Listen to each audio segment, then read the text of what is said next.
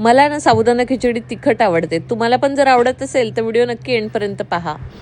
Recipe दाखवते, पण त्याआधी हे बघा यार, काय खिचडी खाल्ल्यानंतर माणूस कसं झोपतो. आणि हे कुठलं आसन आहे जरा कॉमेंटमध्ये कळवा बघू. जरा आम्हाला पण कळू दे, याला कुठलं आसन म्हणतात, काय आहे हा प्रकार. झी5 वरती मी मिसेस अंडरकव्हर बघत होती आणि मी पण आपलं डोकं लावलेलं आहे. आईला माहिती नाहीये की मला माहिती आहे की आई घरी येणार आहे. या मागची काय स्टोरी आहे ना ते कधीतरी नंतर सांगेन, पण सध्या मी एन्जॉय करते मिसेस अंडरकव्हर. तुम्ही पण बघा, वन टाइम वॉच आहे. कैसन बाळ कसं ओळखलात? आईच आहे ती. ए शनू, बबी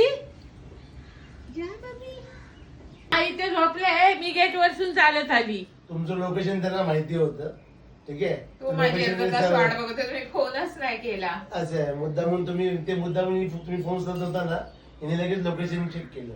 बबू, ए बबू, ओ काय झालं बबू? नाही झालंय.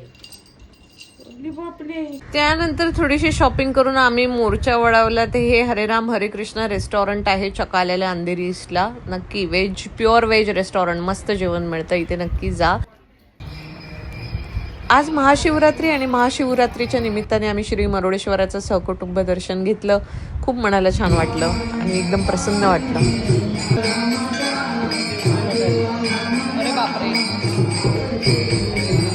दर्शन झालं चांगलं आणि आता मी तुम्हाला दाखवणार साबुदाण्याची खिचडी कशी बनवायची. 4 ते 5 मिरच्या घ्यायच्या, जिरं, त्यानंतर भाजलेले शेंगदाणे मिक्सरला वाटायचे.